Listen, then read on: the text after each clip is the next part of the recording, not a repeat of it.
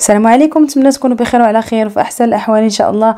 وصفه اليوم هي تشيز كيك بطريقه مختلفه. اللي مختلف هذا التشيز كيك هو طريقه الطهو ديالو، لانه كنطيبوه فوق البخار. بالنسبه لكاينين بنات اللي كيكونوا ساكنين بعادين على عائلاتهم وما عندهمش الفران، هذه طريقه سهله وناجحه كتحضروا بها تشيز كيك فردي. تبعوا معايا الوصفه من الاول حتى الاخير. ما تنسونيش من التعاليق واللايكات، واللي ما مشتركش في القناه يشترك ويفعل الجرس. خليكم مع المقادير وطريقه التحضير. اول حاجه نبداو بتحضير طبقه البسكوي. هنا اختاريت انا البسكوي سبيكولوز اولا لوتوس. كيبقى لكم الاختيار في النوعيه ديال البسكوي. عندي هنايا 160 غرام ديال البسكوي، وعندي هنا 40 غرام ديال الزبده لينه، 3 المعالق كبار. بالنسبه لبسكوي لوتوس تقريبا هنا عندي 20 حبه ديال البسكوي. ممكن تخلطوا ما بين البسكوي هذا وبسكوي عادي، ولا بغيتوا المذاق ديال هذا البسكوي ديروا بسكوي عادي وزيدوا ليه شويه ديال القرفه. المهم كنديروا كلشي في الميكسور ديالنا وتنطحنوه. ما تنحتاجوش نذوبوا الزبده نهائيا، طحنوها تحصلوا على هذا القوام هذا. صافي كنديروا في واحد الزليفه باش يسهل عليا انني نخدم به. كيف كتلاحظوا كيكون بحال الكرامبل، يعني كتبركوا عليه بيديكم كيقدر يتعجن لكم في يديكم. صافي هنايا هذا البسكوي واجد. غناخذوا الكويسات. انا عندي هاد الكيسان هاد زليفات اولا كويسات كنت خديتهم من ايكيا. صورت لكم لومبالاج لان الاغلبيه تيبدا يسولني منين تاخدي هادشي. ها هو لومبالاج ديالو، هما اللي استعملت كيصلحوا بزاف ديال الحاجات. كندير فيهم باناكوتا، كندير فيهم اي حاجه ديال هكا لي ديسير. كندير الطبقه الاولى ديال البسكوي. تقريبا عندي هنا درت واحد 2 معالق اولا 3 معالق صغار، وكنحاول نضغط سواء بالكاس اولا بالمعلقه اللي عندكم.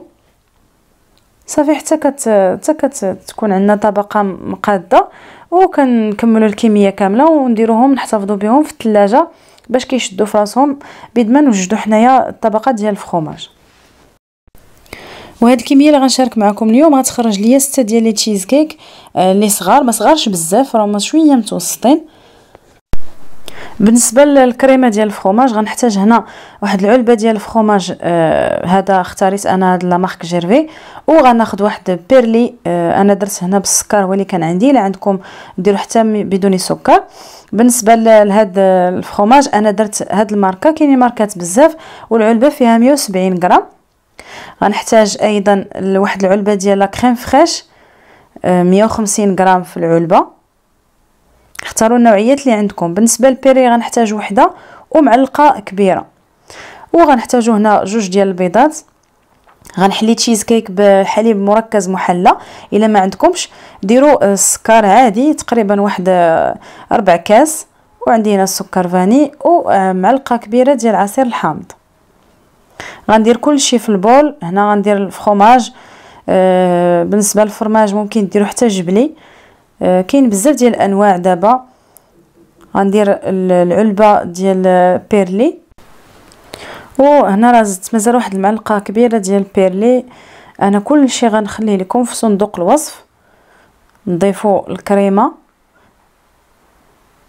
انا تناخذ بزاف هاد لا مارك جيرفي كتعجبني، ولكن كيبقى لكم كاين الاختيار بزاف. كاين ماركات كثيره واثمنه كيكونوا مختلفين. المهم كتشوفوا على حسب داكشي اللي عندكم متوفر حداكم. كنحلي كيف قلت لكم بالحليب مركز محلى، وإلا ما كانش راه غتحليو بالسكر.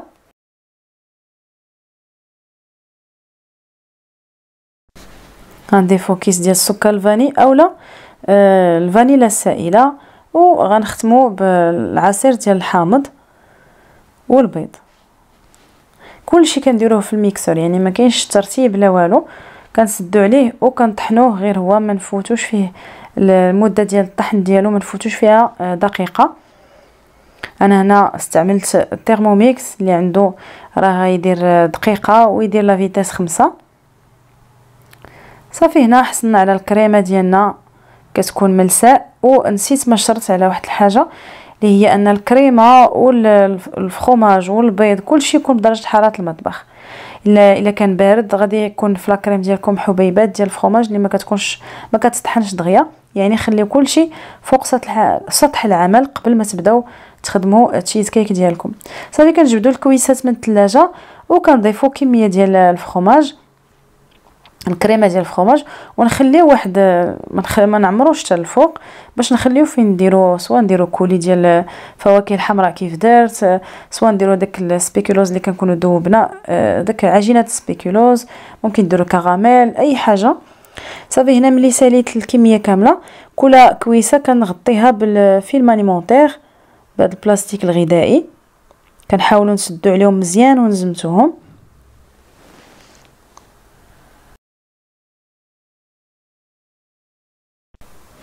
وتناخذوا الكسكاس كنستفوا فيه الكويسات ديال التشيز كيك، ولكن قبل انا دايره الماء تيغلى في البرمه ديال الكسكاس، يعني ماشي ديروه فوق الماء بارد، لا خليو البرمه كتسخن وانتم كتوجدوا حتى كتسالي وكديروا مباشره فوق منها وهي الماء ديالها كيغلى. كنغطيوها بالغطايه ديالها وكنخليوها من 25 حتى 30 دقيقه، ما تفوتوش 25 غالبا. الا كانوا كويسات كبار يقدروا ياخذوا 30 دقيقه. 25 دقيقه يعني ما خصوش يجمد، لانه الا جمد ما يبقاش عنده داك القوام كريمي. صافي وكنخليوها طيب 25 دقيقه كيف قلت لكم. هنا ها هي انا هزيت وحده نحلها لكم، راه كيتحرك يعني ماشي جامد. صافي كنعاود نغطي عليه، كنخليه فوق سطح العمل ياخذ درجه حراره المطبخ، ومن بعد كنديروه في الثلاجه عادي. كنخليوه تقريبا من ساعتين حتى 3. انا درتو ليله كامله. صافي وندوزو لتحضير الكولي ديال الفواكه الحمراء اولا ديال الفرomboise. انا استعملت الفرomboise، عندي هنايا تقريبا واحد 200 غرام ديال الفرomboise، درت ليه 3 معالق كبار ديال السكر لانه فيه شويه ديال الحموضه ما حلوش.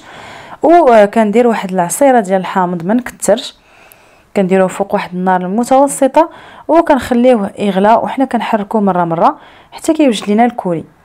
مي يوجد لينا الكولي كنديروه في واحد زليفه ونخليوه يبرد تماما، عاد كنديروه فوق من تشيز كيك.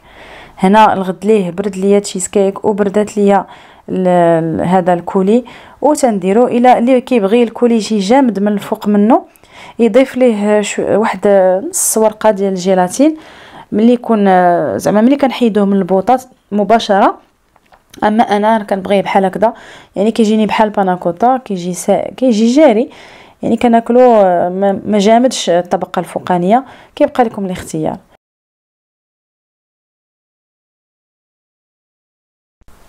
نتمنى تكون الوصفه والفكره عجبتكم وتطبقوها، وترسلوا لي التطبيقات ديالكم في الانستغرام ديالي كيف العاده باش نشاركها مع الصديقات والاصدقاء. وصفه اللي هي رائعه وانا اكيده انها غتعجبكم وغتجيكم سهله. ما تنسونيش من التعاليق واللايكات، لان باللايكات ديالكم والتعاليق باش كيطلع الفيديو كتطلع القناه. شكرا على الوفاء ديالكم، الى وصفه قادمه ان شاء الله.